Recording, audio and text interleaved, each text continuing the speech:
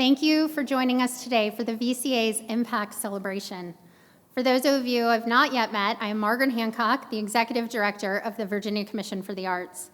I joined the VCA in June and have been amazed every day since by the work of our grantees, our fellow state agencies, and entities across the Commonwealth to lift the vibrant arts ecosystem of the state. It is an honor to hold this position and an honor to be here with you, our phenomenal arts leaders of Virginia. We are so excited to gather today in the beautiful Virginia Museum of Fine Arts and are incredibly appreciative of them opening their doors to us.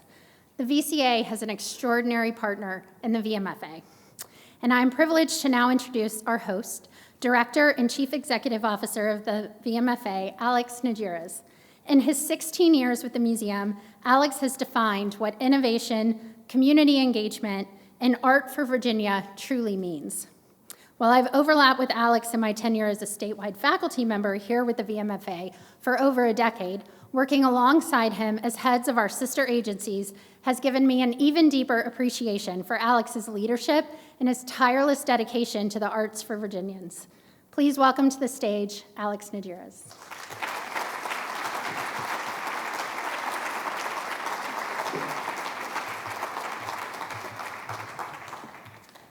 Thank you, Margaret, and welcome to your Virginia Museum of Fine Arts. When I was looking through the list of the attendees and also through the crowd this morning and all the smiling faces, I thought about how many people in the audience today are partners of the Virginia Museum of Fine Arts. And it's great to share this space with our sister agency, the Commission, because we are basically in the same business. First of all, we're part of the Department of Education. We've got a great secretary and secretariat who help us do our jobs, but we serve all of Virginia with our 1,200 partners across the state, artists, arts organizations, schools, and the like. We're literally busy 365 days a year. And I'm going to get this out of the way because I can't ever get up in front of any crowd without reminding everybody or telling you for the first time, that we're the only art museum in America that is open with free general admission 365 days a year, not 364. In fact, the only difference is when we have a leap year and we get to do it 366. Although I've had people say, oh, Alex, can't we just close one day? And the answer is no. And here's why. Just like the Commission, we're responsible for bringing art to all Virginians. There are 8.5 million people in the Commonwealth. Everybody deserves art. The Commission, like the museum, serves every corner of the state. And you all are representatives of that, from the far southwest to the eastern shore and everything in between, north and south, because people deserve art in their life. And of course, we have not just the exhibitions here, but our touring programs, our distance learning, the Artmobile. Jeffrey is here somewhere, Allison, our Director of State, in the back.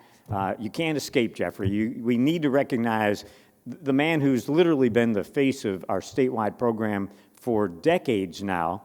The Artmobile, actually the formal name is called the VMFA on the Road, goes everywhere across Virginia.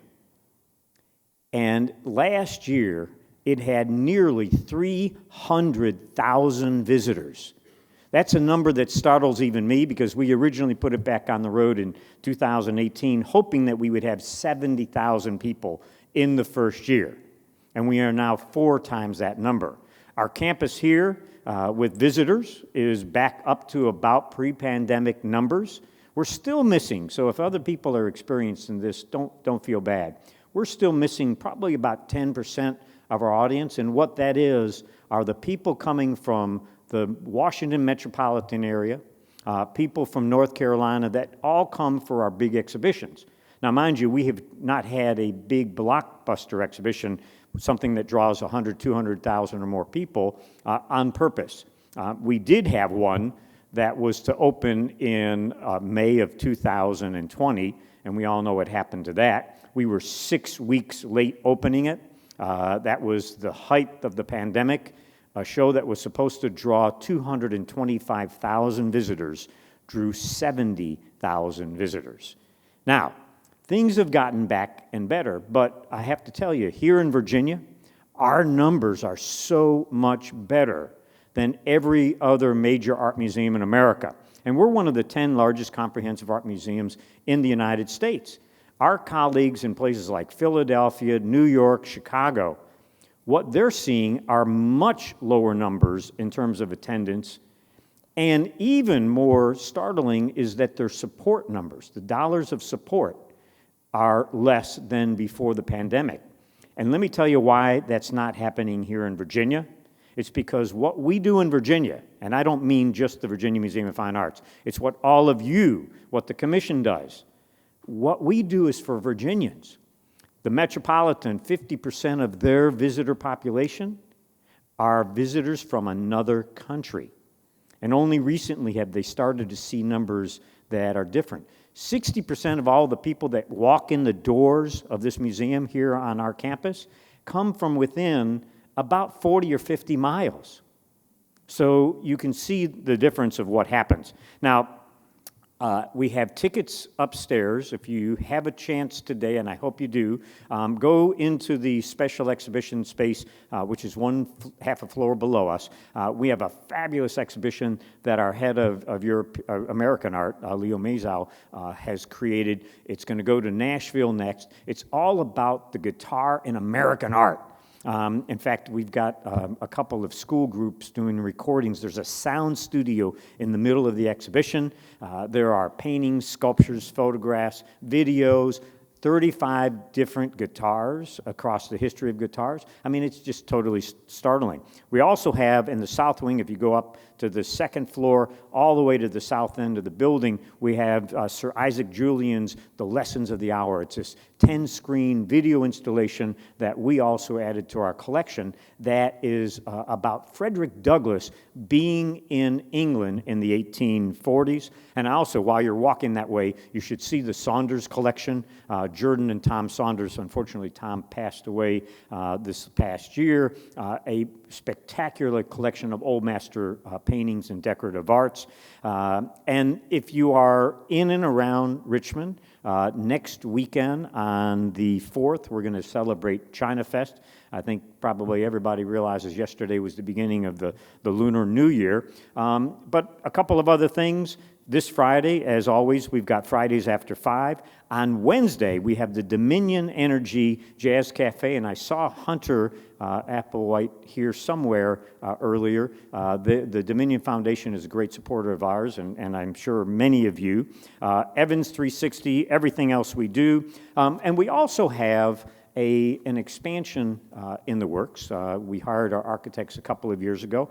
The first phase of the expansion and renovation, there's about 170,000 square feet that we're building, 45,000 square feet we're renovating. One of the things we're going to do, and I saw Brett Bonda here and a couple of other folks from the ballet, we're going to be widening the stage. So those of you in the performing arts, it's 32 feet right now. It's going to move to 40 feet. We're going to be completely replacing the stage and everything else. Lighting, electrical will all be renewed, as well as all the back of the house things. So if you're looking for a venue, we're doing this in partnership with the ballet because of their immediate need for that. But it's going to be available just like we are, 365 days a year. I want to say thank you for all of you for being here. I want to congratulate you, though, too, for being recipients of support from the Commission. And I want to say thanks to Margaret for having your event here today. We're just always glad to welcome you any day of the year. In fact, as I remind people, when people say, well, what days are you closed? We aren't ever closed. We're open every day that ends in a Y. So thank you all very much, and enjoy your day today.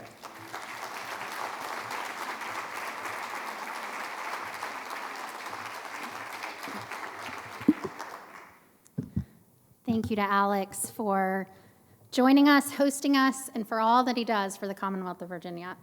We are all so fortunate. Now I'm thrilled to turn our attention to Dominion Energy. Dominion has shone a light on the arts and their impact on communities throughout Virginia through their long-running Art Stars program. Year after year, Dominion identifies and supports those arts organizations driving change through programming, meeting the needs of diverse audiences across the state.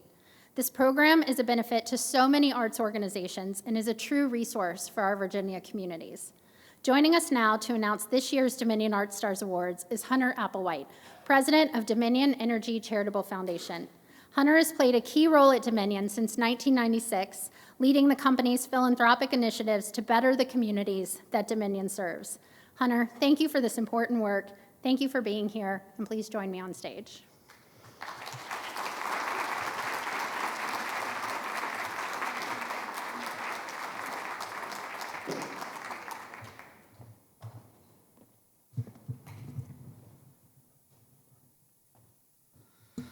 Thank you, Margaret.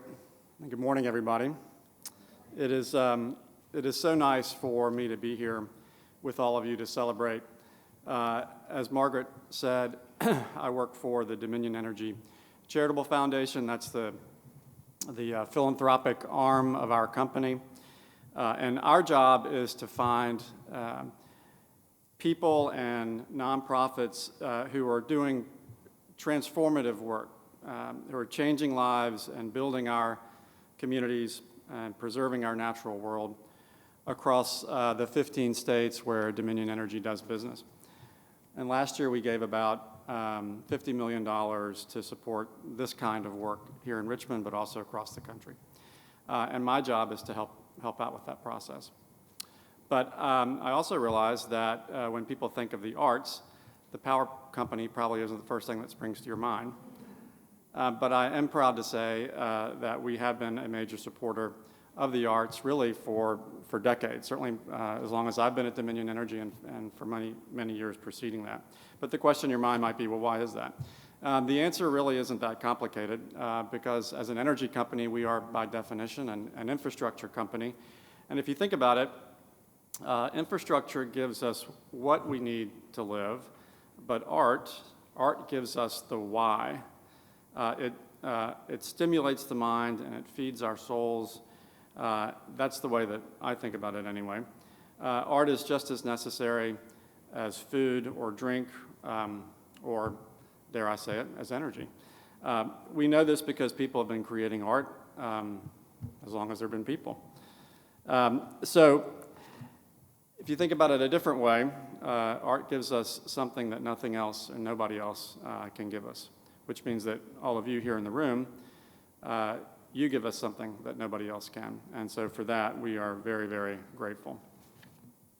Now, for the presentation of this year's Art Stars honorees, we've put together a very brief video. And let me just preface it by saying that it's short, and doing justice to the organizations that we're recognizing today would really require an hour-long documentary, probably on each one. But unfortunately, we've only got a few minutes this morning to do that. But I do hope it will give everybody a sense of what they do and what a tremendous difference that they're making every day in people's lives. And it's why we're all here today, to lift you all up and to say thank you. And I'm especially grateful to Margaret and to the Virginia Commission for the Arts for letting Dominion Energy be a part of this celebration. So to all of the awardees today, we say congratulations and thanks for what you're doing.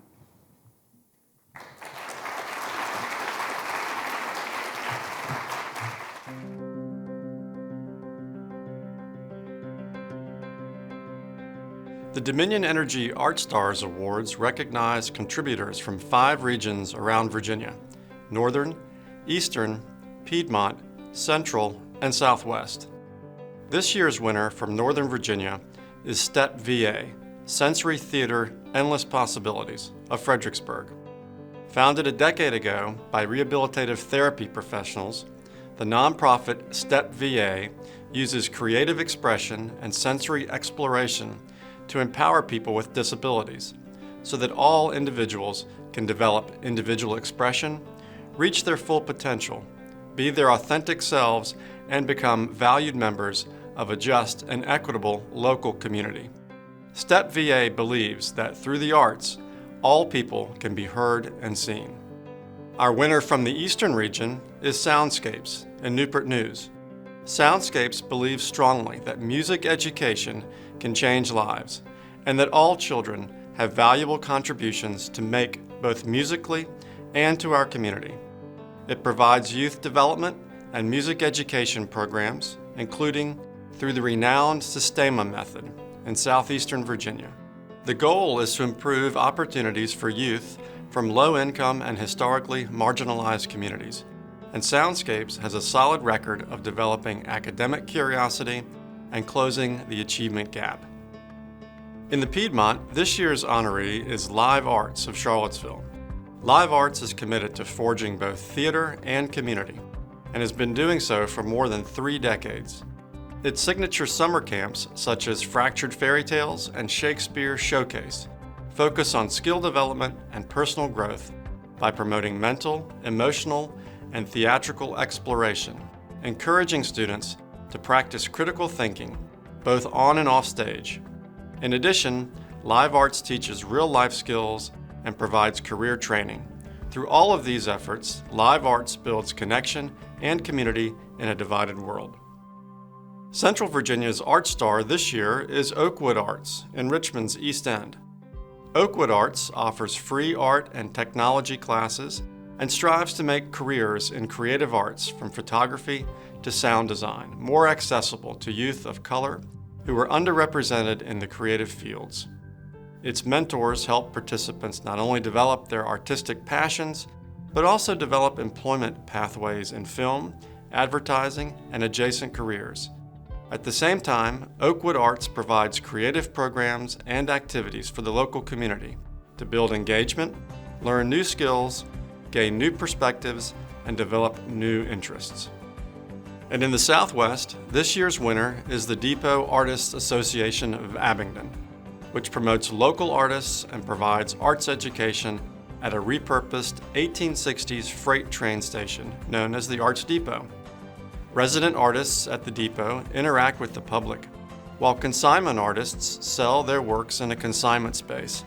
The Depot Artists Association offers art classes and workshops and provides space for school groups, community members, amateur artists, and others.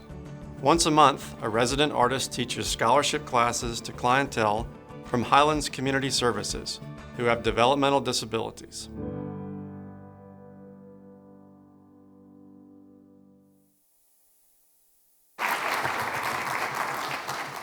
Could we have all of the recipients come forward?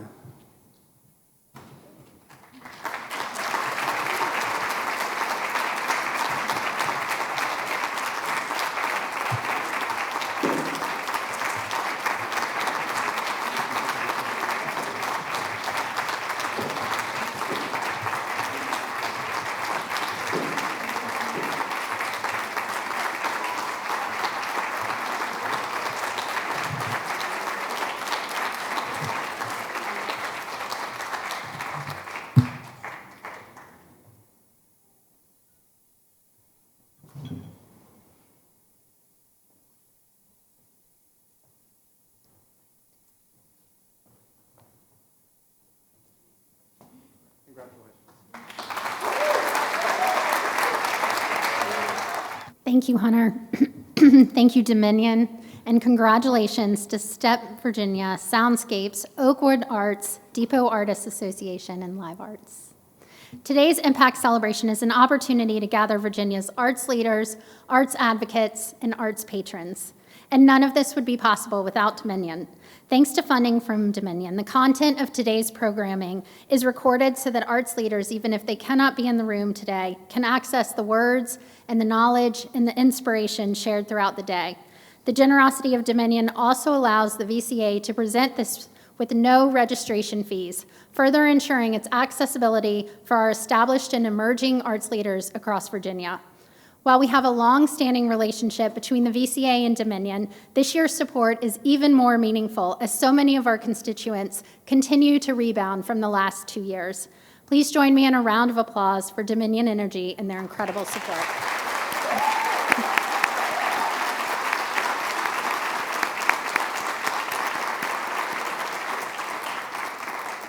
And now I am beyond excited to welcome to the stage Rob Bull. Rob is the president of the Compass Group, a national boutique consulting firm who helps organizations raise dollars. Very important work.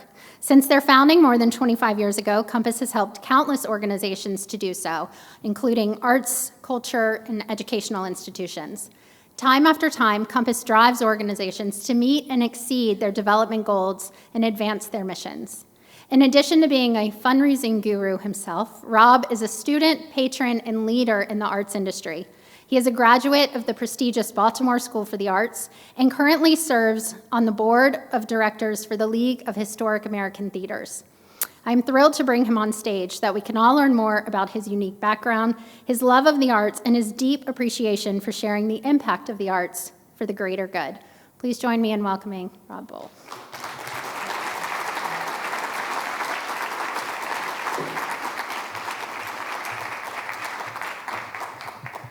Good morning. Or should I be saying good evening? Judging by the energy in the lobby, I felt like I was walking into a cocktail party. Wow, this is how you do it here in Virginia. First, I want to thank Margaret and Dina. I had a chance to have dinner with them yesterday evening, and you are so fortunate to have great leadership in the arts.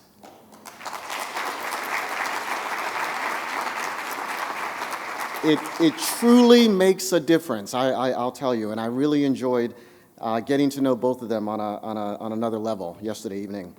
And Margaret, I'm sorry I didn't get a more updated picture for you. As you can see, this doesn't look anything like me, right? There were some folks in the lobby who introduced themselves to me and said, "Are you our speaker?" This is my COVID cut. During the lockdown, I grew my hair out, and some of my good friends at my barbershop said, we thought that you couldn't grow hair. So here we go. The arts. They are the fabric of our American culture. My background is in theater. So I use this lens as I think about the impact that arts has on us all. Since the first professional theater opened in 1752, these institutions have a way of bringing us together. Whether in velvet seats or folding chairs, we sit side by side and we witness story after story that results in a collective laugh, shudder, shedding of tears, rising of goosebumps. As the curtain lifts, we are suspended in anticipation and escape from our own lives as history, comedy, love and loss, and long days' journeys into night are showcased. And we could not be more remiss not to consider the roles theater has played in our own history in our nation. The first Black actors to grace our stages created a more inclusive and richer theater world. And desegregation ushered in the moments in those velvet seats and finally filled those with people of color. I understand that this is a narrative and a highlight at the Paramount Theater, a VCA grantee in Charlottesville, and I'm so happy to hear that. Congratulations. When I was invited to speak tonight, I was elated to be a part of this Impact Celebration. Don't let the designer sports cult fool you. I am one of you. I am an arts in through and through, and not just because I believe in the mission of Virginia Commission for the Arts, which I wholeheartedly do, but because this is where all of my worlds collide, and I want to tell you a little bit about that. Before I became a fundraising professional, I was deeply embedded in the theater world. I was born in Maryland, just up the road a bit, close neighbor to Virginia. My parents were actually born in Virginia, and our headquarters actually is in Alexandria. My parents raised me in one of those quintessential Baltimore row homes, and you probably have an image right now in your head as I say Baltimore. All of it is true, and all of it isn't true. My parents understood that the city was too dangerous in Baltimore for their son to really be at play like a little child should. So I grew up on those stoops, playing as a child, so that I could be within their sightlines. Little did I know that that marble stoop would become my playground and my first stage. Once I entered middle school, I began my formal studies in theater. It was by chance or luck or kismet, actually. Two of my very best friends that I hung out with, they were both in the school play, and it was really exciting for them. I was not. I was the guy that hung out after school and waited in the hallway outside of the theater because I wanted to just walk home with my friends. One day, the director came storming out of the room in a fit of anger, and he said, and it was because someone didn't actually learn their lines. And he comes out, and I'm sitting on the floor, and he says to me, "I bet you know those lines because you're sitting here every day." And I actually did. And so I graced the stage and read those lines verbatim in a voice that reached the back of the auditorium. And it was at that point that I realized I was born an orator. So I joined the theater world, and this led to my biggest role in middle school, and perhaps most memorable, as I was casted as the prince in Cinderella. Now, this was in the mid-'80s, and my princess was white. Imagine the collective holding of breaths in the audience each and every night by my fellow students, parents, friends, and community in those velvet seats as an interracial middle school couple kissed on stage. It is with this memory that I'm especially excited to come and know that the Virginia Opera, another VCA grantee, is commissioning a work of Loving v. Virginia, which I know you're going to hear a little bit more about today. So,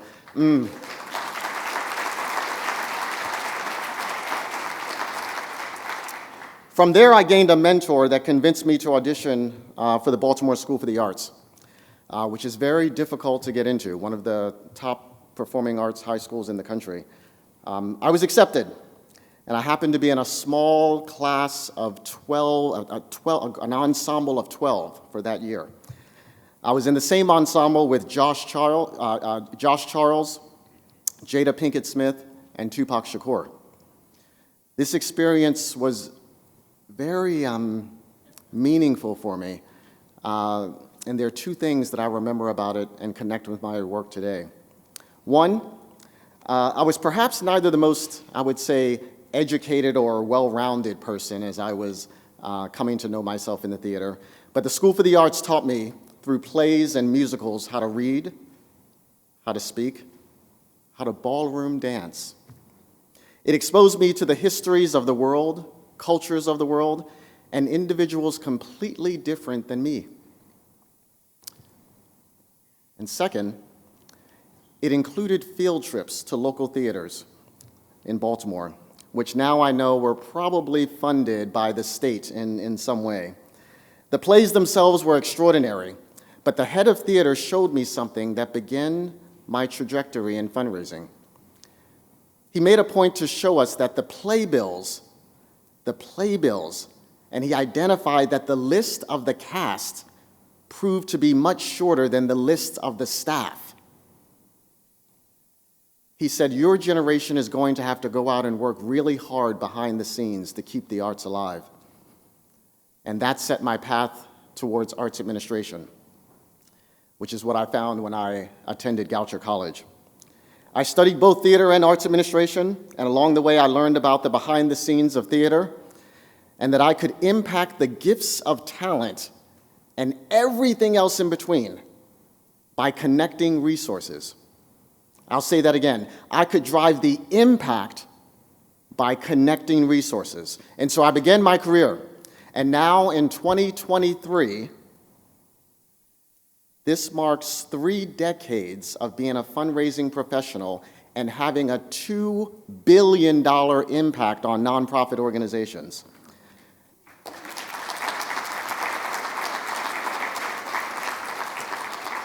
In this role, I'm often reminded of my theater days and how well-equipped I am as a fundraising professional based on the skill sets that I've learned in the performing arts.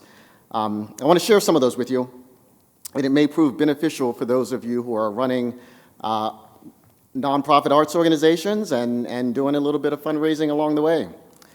It all comes down to one thing. As a fundraiser, you're also a producer.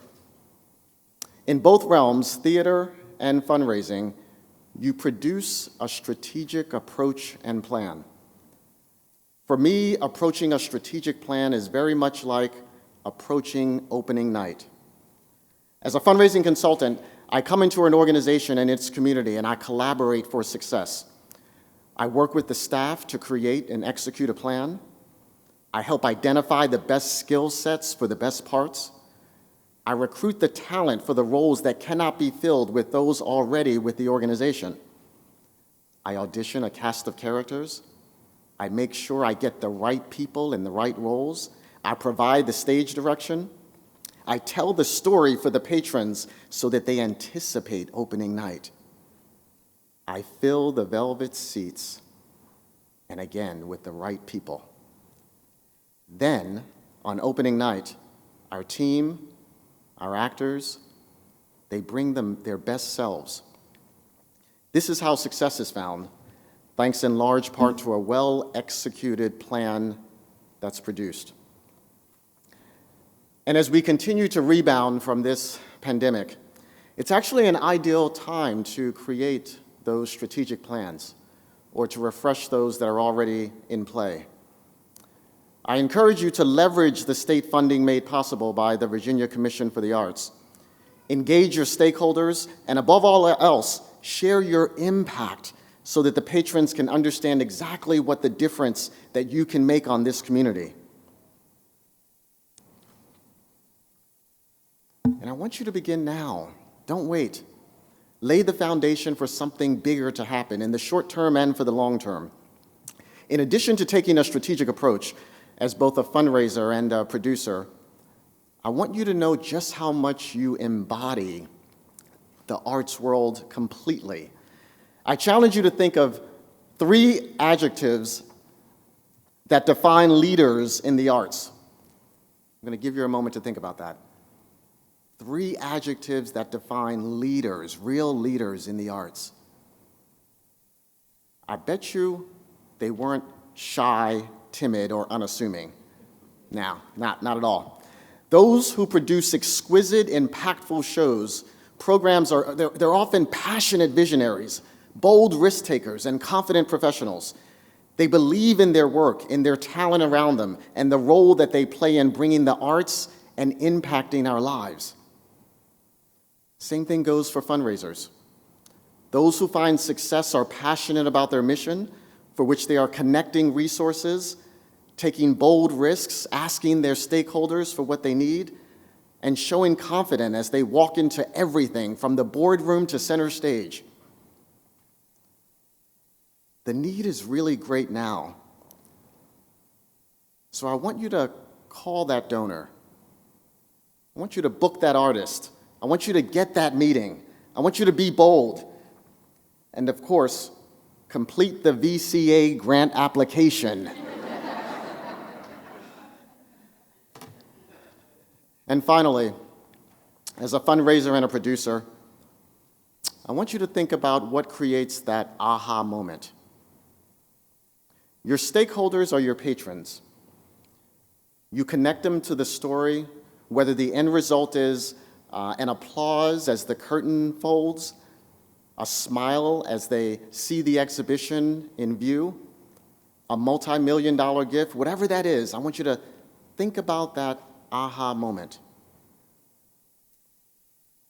Sometimes that aha moment is when school children walk through the doors on a field trip, or when that much-needed Broadway play comes to town, or when a new sculpture arrives in the middle of your city and it's unveiled, or when a film is debuted, or when that banjo plays at the nursing home. or when the symphony fills the music hall with students. Find that aha moment and then share it with your stakeholders. It will make a difference. It will show your impact, your unique, unequivocal impact on Virginians. Prioritize getting yourself into a situation where you are asking the right people for the right resources, for the right impact. It can be done. We've seen it. We've seen you do it right here in Virginia. This state has a rich history of funding from the state in combination with private philanthropy, and it has bolstered the arts for so many years, and it's gotta keep going. This connectivity exists because Virginians understand that the arts, the visual arts, the performing arts, the literary arts, the media arts, and everything in between are very important. They are worthy of investment. They are worthy of support. They are precious to our communities, and they are the fabric of our culture. So I encourage you to channel your inner producers, your inner fundraisers. Envision how funding will bolster you and your arts organization that you lead. Develop and refine your strategic plan. Be bold. Find that aha moment. Connect the resources. Share your impact. And let me know if I can help. Thank you.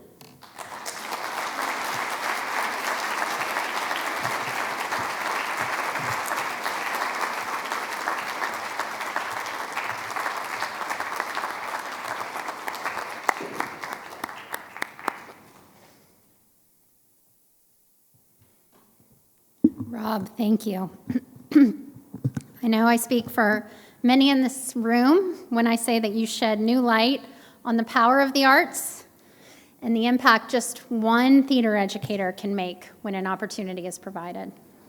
This narrative is certainly something our audience can reflect on as they craft their own narrative regarding their work, their impact, and their vision for future generations of Virginians.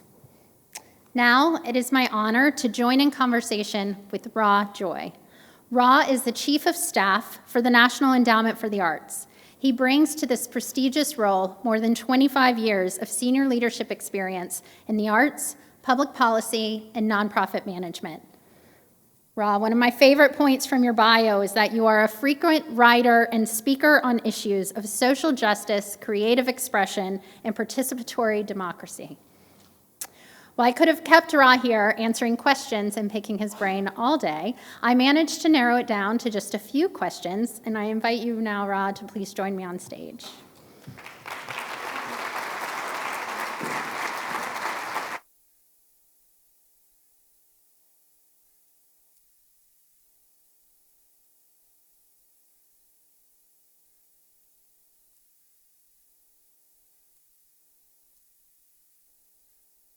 Ra, thank you for being here. And let's start off with an overview for our audience on the National Endowment for the Arts. What do you want us to know about the NEA, and what is the organization's focus in this moment? Human creativity is by far the most powerful force on the planet. And it's an honor to be here today, surrounded by individuals who promote and exercise that power. I want to thank Margaret and VCA for the very kind invitation, and I want to thank all of you for making time out of your busy schedules to be here for today's Impact Celebration. Established by Congress in 1965, the National Endowment for the Arts is an independent federal agency that works to support access to the arts and arts education in all 50 states, the District of Columbia, and the U.S. territories. We're heading into 2023 with wind at our sails, buoyed by a historic increase in our agency's budget and a growing appetite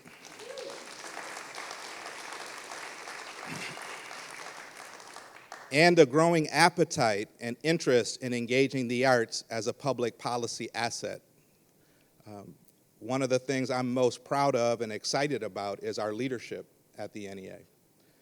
In January of last year, almost 1 year ago to the day, Dr. Maria Rosario Jackson was sworn in as the 13th chair of the NEA, and she brings a wealth of experience to the role of NEA chair. She really brings an expansive view of both the arts and the Arts Endowment to the role of NEA chair. Right now today, she's delivering remarks at a national convening of service organizations, and some of the themes that she's emphasizing today, some of the things that are top of mind for our agency, is first and foremost supporting a healthy arts ecosystem. And you mentioned in your opening remarks the notion of an ecosystem. And this is really about providing support to the diverse cultural sector.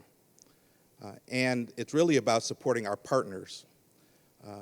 The NEA, as many of you know, has a close working relationship with the 56 state arts agencies and jurisdictional arts agencies.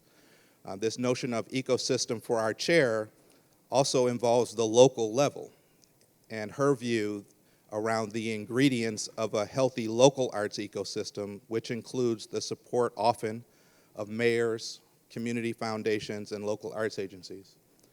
Another focus area for the NEA is this notion of arts in all, or really an across-the-board approach to culture and the arts. This idea that the arts have an active role to play in every aspect of healthy civic and community life, and maybe that's something we'll talk about a little bit more in our conversation. A third focus area for the NEA is around advancing equity, access, and opportunity, and really building on some of the lessons learned from the NEA's American Rescue Plan program, where our focus was really twofold. One is getting support to help get creative workers back to work, and the second was around expanding access to NEA funds to groups that were often overlooked and underserved historically by government. We want to make sure that we're making resources available to communities, particularly rural communities, tribal communities, and military communities. Those are a few things that are top of mind for the NEA right now. Thank you. Chair Jackson has spoken about her vision for all Americans to live artful lives. Can you talk a little bit more about this vision and why it's so important right now at the NEA?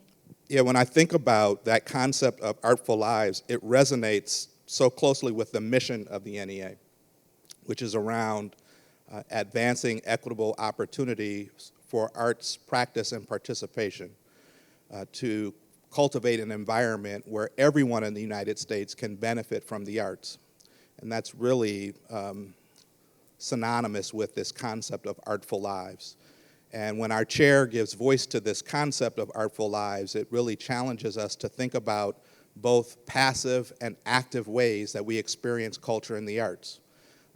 She's really focused on participation, not just as audience members and consumers of art, but as makers, doers, teachers, and learners. This concept of artful lives really gets back to our everyday lived experience and the aesthetic choices we make daily, our daily practices, and it's our chair's view that in order to have just cities, in order for our nation to achieve its full potential, we need all Americans to live artful lives. I especially love the word participation that is in the VCA's enabling legislation from 1968. So we are constantly revisiting that word at the state level. And we are encouraging all of our VCA grantees to think about refreshing and re-envisioning right now. I know the NEA is also interested in learning what it means to not snap back or sort of return to pre-2020 practices. How can our grantees, those in this room and those watching via video, reimagine the future of the creative sector? Yeah, well, I think everyone knows that we've endured a period of immense grief, pain, loss, trauma. At the same time, we can recognize that during this difficult period, we've also experienced the need to be nimble and imaginative and creative. And that's something that we've tried to put into practice at our agency resisting the impulse to simply going back to business as usual. And that's something that our chair often talks about for the field, for the sector. There are a handful of questions that she often poses. One is around, what do healthy arts and cultural ecosystems require? Another is, are we heading in the right direction? A third is, how can we not snap back to business as usual when we know we can do better and dream bigger? And those are things that we're taking to heart. I think an important point of emphasis is this notion of making space to distill lessons learned, to actually take the time to reflect. I know that at the NEA, we want to do so much more around creating communities of practice, around nurturing and supporting learning communities so that we can identify and lift up promising practices from across the country, and we don't automatically snap back to the way things were pre-pandemic. Thank you. Understanding impact is an important means of this reimagining the future, and today is a celebration of impact. So can you speak to how the National Endowment for the Arts defines and measures impact? Yeah, that's so hard. I'm going to give it my best shot. But on the one hand, many of us represent something by its very nature is hard to define. It's hard to put into a box.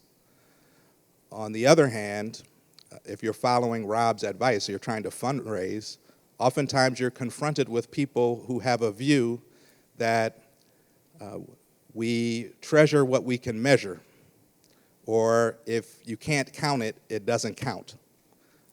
And so at the NEA, there are lots of ways that we think about the benefits of culture and the arts to individuals and communities. Oftentimes, the first thing that people turn to is the economic impact of the arts. And the NEA, for many years, has partnered with the Bureau of Economic Analysis to really lift up the impact that the arts as an industry has on the economy. We know that the arts is nearly $1 trillion industry in this country that employs millions of Americans. So there's the economic impact. There's also the impact of the arts in education and preparing our young people for success in a 21st century workforce. And so whether it's looking at social and emotional learning or looking at the impact that exposure to the arts has on attendance, on academic achievement. More recently, there's been an increased focus on community and this notion of the role of the arts in fostering civic pride, shared purpose, in addition to community health and wellness and mental health. One of the things I hope you take away from today is viewing the NEA as a ready resource, not just today, but every day. And I have the great pleasure of working with a gentleman at the NEA named Sunil Iyengar, and he is our Director of Research and Analysis. And he is incredibly well respected, and he's a driving force at the intersection of research and the impact of the arts. Those are some of the things that are top of mind as we think about measuring impact. Thank you. We have a moment coming up where we will share our state's economic impact as published by the NEA. So that's such a great resource for all of us. Thank you for that. And we have a lot of amazing arts leaders represented in this room who know that their service and their impact is far beyond the arts industry. And as Chair Jackson often speaks to, arts are at the intersection of so many domains. How can artists, arts organizations, and culture bearers strengthen other critical sectors? And I won't give an exhaustive list, but including public and mental health, transportation, community development, et cetera. Yeah, I think our chair often talks about this as the arts do not exist in a bubble or in a vacuum, and that there's immense opportunity around understanding the impact of the arts, not just the intrinsic value of the arts, but how culture and the arts can strengthen other domains and other fields. You mentioned education, transportation, community development, public health. It's our view that public health practitioners cannot do their best work unless they are including culture and the arts. It's our view that community development professionals cannot do their best work unless they're engaging artists, culture bearers, arts organizations. I think it's really important to value the arts in and of themselves, arts for art's sake, full stop. It's also important to recognize the assets that artists and arts organizations can bring to bear in building healthier communities. And so I think one of the things we're thinking about at the NEA is how that shows up in our relationships across the federal family, how that shows up in our relationships with the Secretary of Education and at the Department of Education. How does it show up at transportation? How can we elevate and expand the role of culture and the arts in national and community service? And that approach is something that we're encouraging our partners and hopefully grantees to consider, is this notion of not staying in your lane, not viewing yourself in a bubble. Thank you. Yes, I think that's something we're working towards at the state level and the local level for all those in this room as well. And to that end, Ra, the NEA is a grant-making agency, of course, but it's so much more. And can you talk about the role of the NEA? You mentioned as a resource, but also as a convener and a connector, collaborator, and catalyst. Yeah, so many people recognize the NEA as a grant-making agency, but there's so many other currencies that our agency can bring to bear. As a thought partner, as a national resource, we really think about this frame of horizontal and vertical organizing. The horizontal is how can we collaborate with the White House and leverage the bully pulpit of the White House to increase awareness of visibility of the arts as a public policy asset. We mentioned across the federal family, how can we partner with other departments and agencies to really unlock resources for artists and arts organizations across the federal family. The vertical is really thinking about our role as a convener and a partner, particularly with state arts agencies, with local arts agencies. There are lots of things that we're changing about how we operate, to your question about not snapping back, and this notion of elevating the identity of the NEA as not just a grant maker, but as a national resource is something that's top of mind heading into 2023. Well, your being here today is a huge resource for us, so thank you again. I want to talk for a moment about storytelling. And effective storytelling is critical to messaging the impact not only of NEA, but of your grantees, not only of the VCA, but of our grantees. And so can we just talk a little bit about what the NEA values in storytelling? And are there any specific examples of especially strong storytelling that you could share with us today? I lived through one. I think Rob told a really compelling story. There's great power in great stories. And throughout our history, we've used storytelling to pass down wisdom and knowledge to help us better understand the changing world around us. Great stories, I think, have two components. They're memorable and they're meaningful. Maya Angelou, who is one of our nation's greatest storytellers and poets, I'm paraphrasing, but she has a line about people will forget what you said, people will forget what you did, but people will never forget how you made them feel. And if you're trying to influence someone, don't tell them just facts, tell them stories. Think about the notion of both head and heart, appealing to the intellect and also appealing to emotion. That's something that as a sector, we have a competitive advantage. Artists want to tell their stories.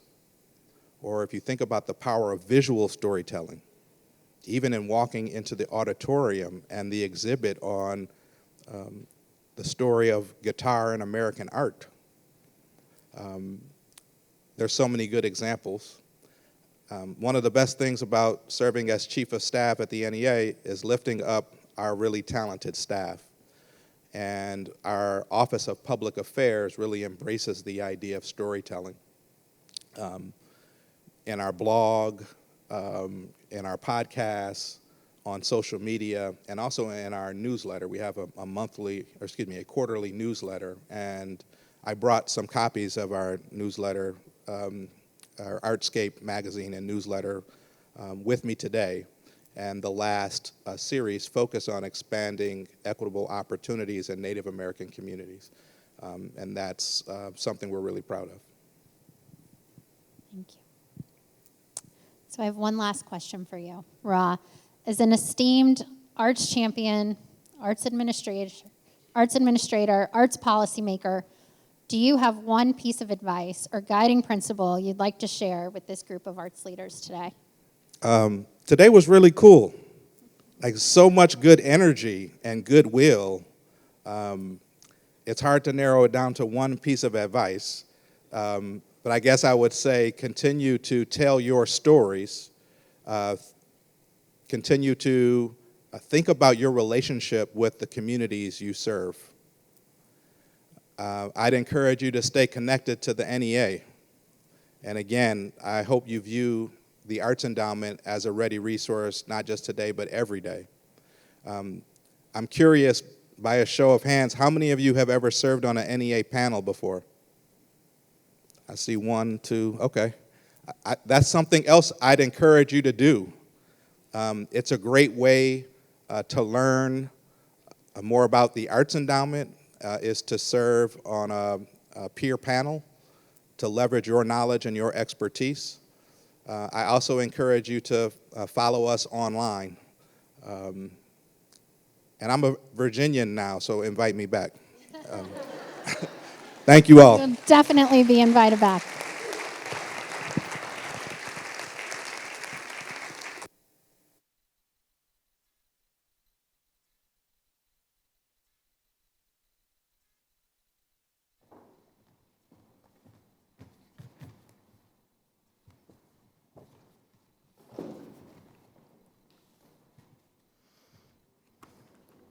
Thank you, Ra.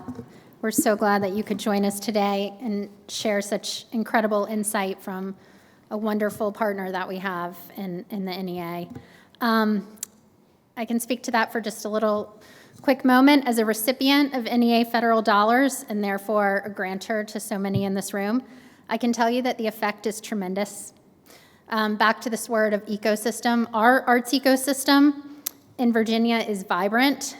It's strengthening, and it is growing thanks to the strong vision of you and your colleagues at the NEA. The impact and the multiplier effect is in full swing in the Commonwealth of Virginia.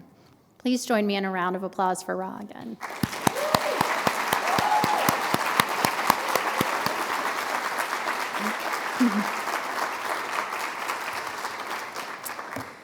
At the Virginia Commission for the Arts, we perpetually celebrate our grantees and the impact of investing in them.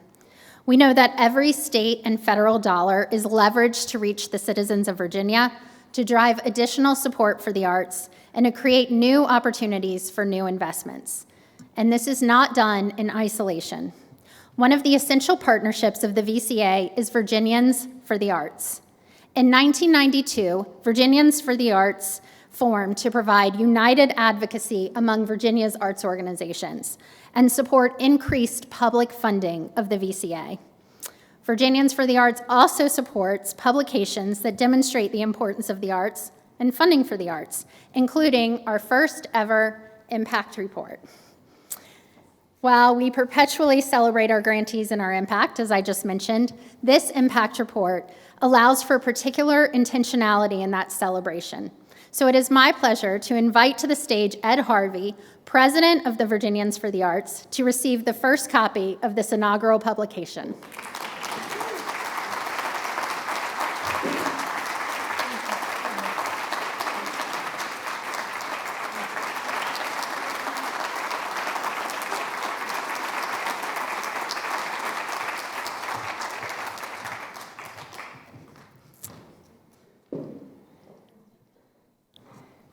Thank you to Ed and to each member of the Board of Directors of Virginians for the Arts for your steadfast support. The next moment of today's events are to bring to life the pages of the Impact Report. And one of the ways we bring this forward is through both numbers and words. Joining me on stage today to share these numbers and words of significance is Dr. Dina Jennings, Chair of the Virginia Commission for the Arts. Now, Dina is one of, yes, applause, applause, applause.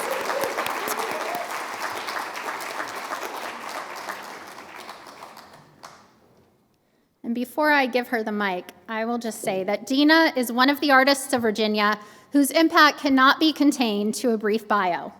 In the time that we have overlapped through the VCA, she has graced the main stage of the Folk Festival, completed multiple commissions of banjos that she herself makes, and led the VCA and our transformation as an agency with gusto and sophistication.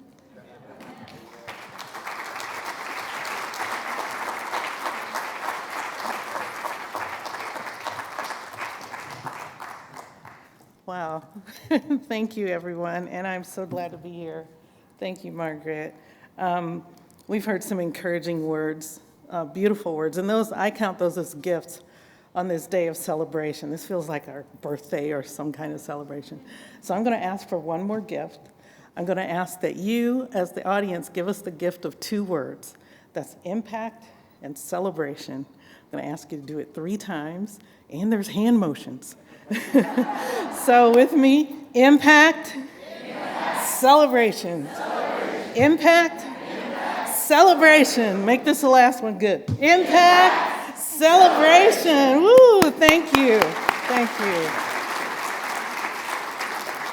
And again, thank you, Margaret, for the introduction. I'm so excited to be here with all of you today to share the impact of the VCA. While so much of our impact is truly beyond measure, we do have an opportunity through both quantitative and qualitative data to understand just how significant our grants are to Virginia. Let's start with the quantitative, the numbers. This fiscal year, we invested $5.2 million in both state and federal dollars to arts organizations, municipalities, classrooms, community centers, and individual artists. In total, this equates to more than 800 grantees across the Commonwealth of Virginia. And those 800 grantees touch 2.6 million Virginians through the programming that's almost 1/3 of the population of Virginia. They're reached just through the attendance of arts programs alone. For those in the room who are interested in return on investment, we add $16.2 billion, that's billion with a B, billion. $16.2 billion in value to Virginia's economy through the arts. For context, this equals the $16 billion in income generated by tourism for Virginia. I heard somebody clap. Yeah, $16.2 billion. As stewards of taxpayer dollars, the VCA makes sure to do our due diligence. So each year, we engage 80 Virginians to serve as advisory panelists. These are thought leaders who dedicate their time and expertise for our grants to be reviewed. And finally, no data of an arts commission would be complete without the number of artists reached. In the previous fiscal year, 56,335 artists were engaged through the grants and additional programs of the VCA. Yeah. This is arguably This is arguably the highest number of artists fueled in their profession by any entity in the state. Now, moving into the qualitative, the words, we just said impact celebration. So here are some more words for you to measure our impact. We are privileged to capture feedback from our grantees through the words shared during in-person meetings and site visits, letters written to the commission, as well as their legislators, and the correspondence between the grantees and their own constituencies. It was difficult to narrow down all of the words we hear, words that are meaningful, powerful, and inspiring, just like the ones we heard today. But we curated a few, and I'm so honored to share them with you now. From Nancy and Dendron in a letter to her legislator. Our artists have valuable skills, and we are creating opportunities for them to share these skills with the community. From Megan in Fairfax, in conversation with our executive director, Margaret Hancock, this grant is what makes the difference between us bringing in an artist and us not bringing in an artist. From Doug in Alexandria, in a thank you letter to the VCA. Together, we're on a mission to entertain, enlighten, and elevate audiences, and the VCA is critical to our success. And finally, from Governor Youngkin to an audience at William King Art Museum in Abingdon. Virginia can only be the best place to live, to work, and to raise a family if we have a vibrant arts landscape. And a vibrant arts landscape is what we celebrate today. Now, before I turn it back over to Margaret, I'd like to take a moment to thank my fellow commissioners. The VCA board is comprised of 13 commissioners from across the state, and I'd like to invite each commissioner here with us today to please stand. Don't be shy. Thank you.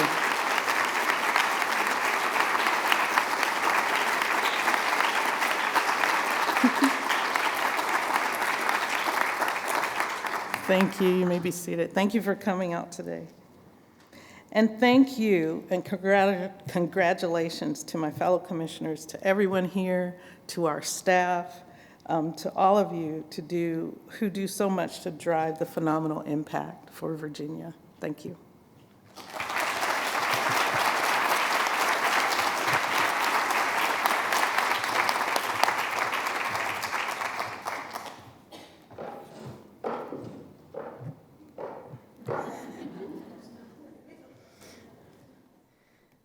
Thank you, Dina.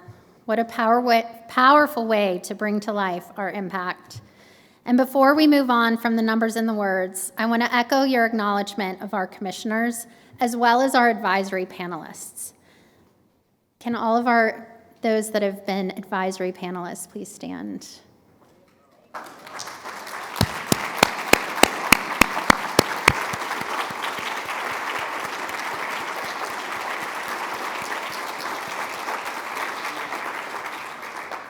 Both our commissioners and our advisory panelists play critical roles for the VCA. We could not be more grateful for the dedication and expertise of these leaders, so thank you. And I will turn our attention now to the medium of storytelling. One of the ways we lift our dynamic arts community is by investing in the diverse and unique stories of, by, and for Virginians. As you'll see in the pages of the Impact Report, we fund organizations and individuals that keep stories alive, like American Shakespeare Center, that play stories through their music, like the Fairfax Symphony Orchestra, that capture stories as only an artist can, like Sally Mann, that showcase stories through the moving image, like the University of Virginia Film Festival, that tell stories no one else has to tell, like the birthplace of country music, and that embed stories so important to our narrative as a state, like the Glen Allen Cultural Arts Center. And there are always new stories to be told, and so there are always new stories in which to invest. With that, I am so excited to make an announcement of great significance for the Commonwealth of Virginia. This fall, as Robert made mention to, the VCA learned of a new commissioned work. And I'd like to invite to the stage now the Executive Director of the Virginia Opera, Peggy Dye, and the Executive Director of the Richmond Symphony, Lacey Husha.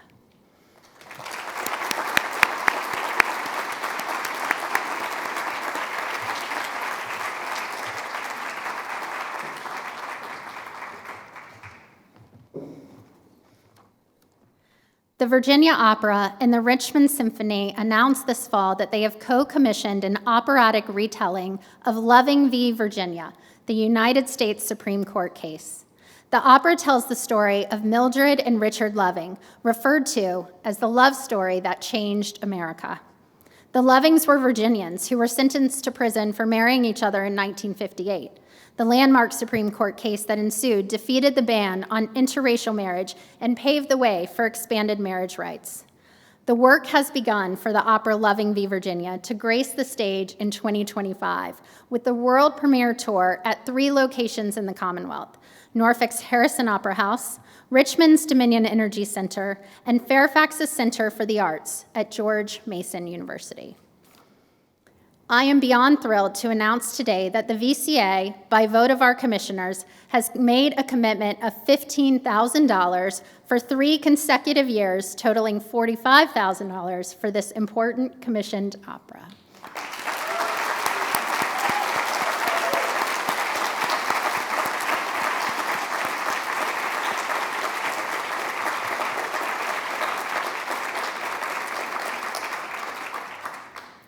This special recognition and the first multi-year investment in a grantee by the VCA, we're not looking back, we're not snapping back, we're moving forward, honors such an incredible dedication to this story of, by, and for Virginians.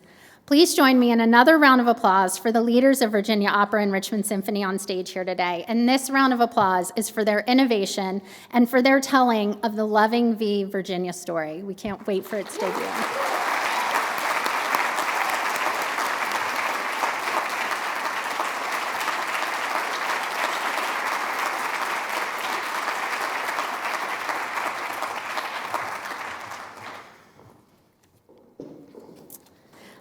And before I introduce our final speaker for the day, we've been going through the impact report, and I just want to acknowledge the last pages of the impact report, as their content is so meaningful to us as an agency dedicated to investing in the arts of the Commonwealth. And this section highlights our growing portfolio. We acknowledge that to diversify our portfolio of grantees is to serve as a sound and strategic investor, and so we call attention to 3 first-time grantees. We look forward to introducing even more new and first-time grantees in the years ahead as we continue to strengthen and diversify the arts organizations in which we as a state invest. So for anyone in this room who has not yet applied for VCA funding, we are looking forward to you submitting your application. Now I'm excited to introduce Amy Rogstad-Guidera, the Secretary of Education for the Commonwealth of Virginia. Secretary Guidera stepped into this role as a seasoned data specialist. I'm sure she enjoyed our by the numbers section of today's event. Secretary Guidera has taken a data-driven approach to our state's learning institutions. And while her role as Secretary of Education may make you think of K through 12, the learning institutions she oversees extend well beyond to higher education, community colleges, and museums. Both the VCA and the VMFA are under the Secretary, and in her tenure, she has proven again and again how important the arts are to the educational systems, policies, and practices of our state. Secretary Guidera, please join me on stage now.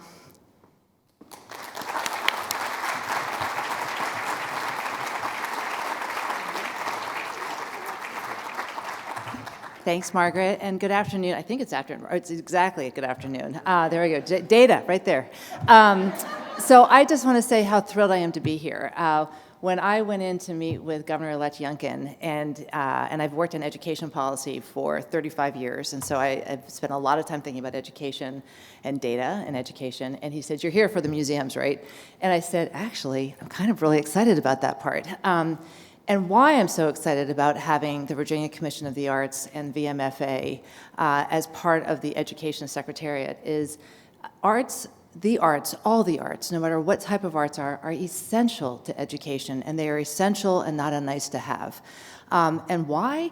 Why? Because since the beginning of time, the arts, storytelling, drawing on walls of caves, have been essential to us figuring out as individuals how we fit into this crazy world that we live in, who we are, who am I, the basic questions about being human we've been grappling with through the arts since the beginning of time. And the other reason it's so important is that the arts are so vital to us also figuring out that we are part of something larger than ourselves, and that the arts connect us and make sure that we are reminded every time we experience the arts, whether it be a poetry reading, whether it be walking through these incredible galleries, whether it be creating things that all of your grantees, as grantees you all are doing. Each one of those experiences also remind us that we are part of a shared human family, and that the emotions, the experiences, the struggles that we're going through are ones that we share with others. And by experiencing the arts, by being part of them, it reminds us that we're connected to each other in ways that really, really matter. And I would argue today more than ever, we need to be reminded about what connects us is as important, is more important than what divides us. And that matters every time. So I want to say thank you so much to what you all do every day in the work that you do to make sure that the arts are part of individual Virginians' experiences, but especially with our young people and our older people through education. Because what you do is essential. It's essential to being an educated person. It's essential to figuring out our own place in the universe. It's essential to good mental well-being and health, which, as you know, is one of the governor's priorities. And also, it is just central to creating a vibrant community and a vibrant Commonwealth. And as you all have heard the governor say a lot, his goal is to have Virginia to be the greatest place to live, to work, and to raise a family. And for that to happen, we need to make sure that every community in the Commonwealth has a vibrant arts ecosystem. And that's what you all are doing every single day. So I want to say thank you for what you're doing. I want to say thank you so much to the funders, General Assembly members, and also the National Endowment for the Arts that helped to provide the $5.2 million in the annual budget to make sure that we are bringing arts into every single corner and crevice of this Commonwealth. And that mission is so, so important. And I am going to talk about data for a little bit because I know you all haven't gotten your hard copy of this, but when you do get it, you're going to be really excited because there's all kinds of data in here. There's lots and lots of numbers, which makes my little data policy nerd hat really, really excited, and you're going to see all that. And really important numbers, talking about the number of students served, the number of grantees, the amount of money, the artist, the impact fiscally on the Commonwealth in terms of having a vibrant arts community. But data isn't just numbers. Data is also stories, right? And the stories that you all have been hearing about today and that you all are a part of are so important. That's an impact as well. And so when we talk about impact, and I just love that Margaret and her team call this an impact report. It's not an annual report. It's not a fiscal report. It's an impact report, because what we're all about in this room is how do we prove that by working in the arts, by supporting a vibrant arts community, that we are having an impact not only on individual lives, but we are having an impact on the quality of life for all Virginians in this Commonwealth. So I just want to say thank you, thank you, thank you for what you do. I can't wait to see what's going to happen in the year ahead. I want to thank Margaret and her incredible team for doing so much so shortly, and I just can't wait to see what comes next. So many thanks to all of you. Thank you for what you do, and I look forward to working with you in this great endeavor of creating probably the best-in-class and most vibrant arts community and ecosystem in the nation right here in Virginia. So thank you so very much, and enjoy the last part.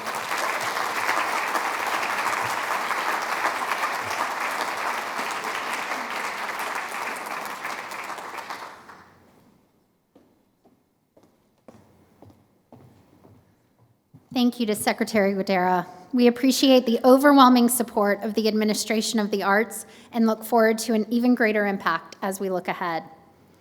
And before I introduce our final program of the day, I want to take a moment to thank the incredible team that comprises the VCA. My colleagues and our agency do the hard work to administer our grants, and they do so in service to Virginia.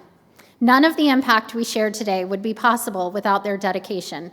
Please join me in a round of applause for Kathy, Lorraine, Tiffany, Casey, Lo, Shanika, Karina, and Jessica.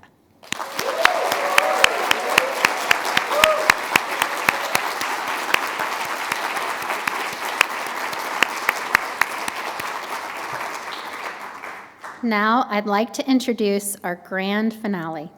We bookended this event with artists from within the VCA community.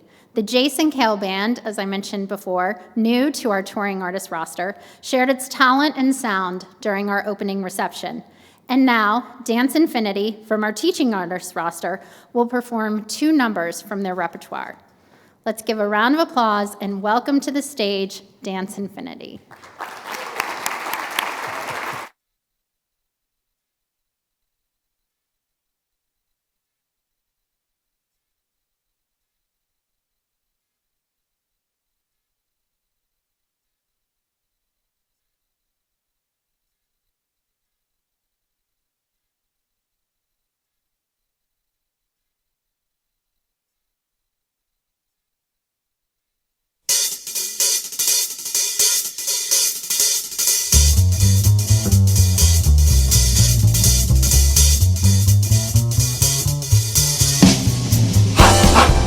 We got it!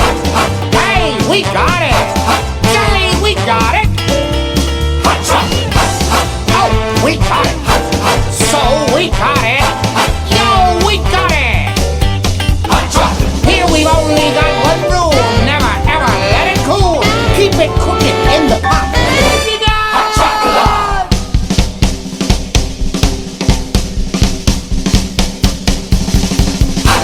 Oh, we got it!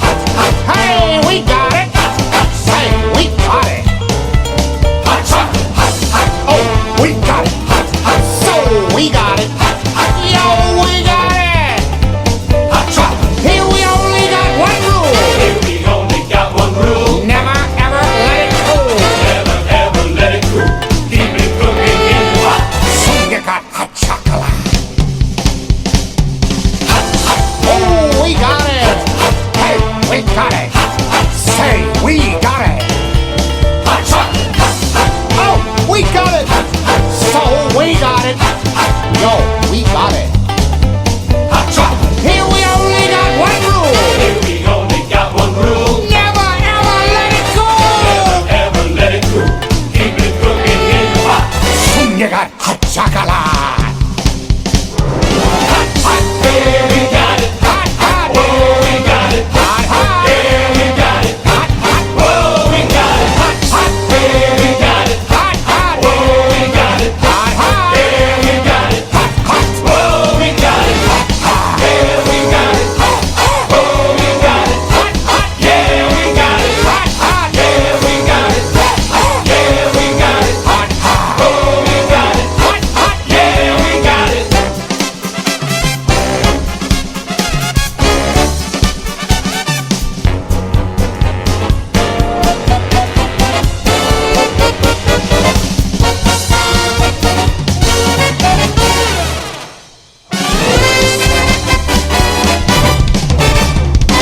Hot chocolate!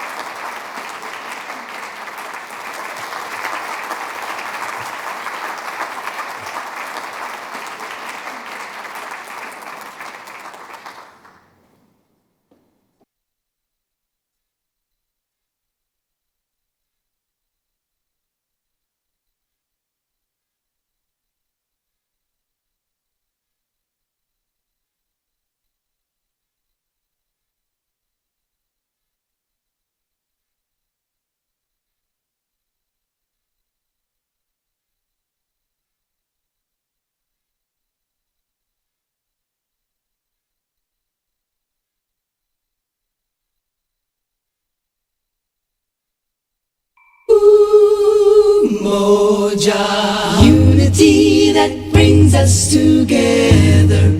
Umoja, unity that brings us together. Umoja, unity that brings us together. Kujichagulia jichagulia. We will jichagulia. We will jichagulia. We will determine who we are. Ujima, working and building a union. Ujima, working and building a union. Ujima, working and building a union. Ujama, we'll spend our money wisely. Ujama, we'll spend our money wisely. Ujama, we'll spend our money wisely. We know the purpose of our lives. We know the purpose of our lives. We know the purpose of our lives. All that we touch is more beautiful. Kumba. All that we touch is more beautiful. Kumba. All that we touch is more beautiful. Imani, we believe that we can. We know that we can. We will any way that we can.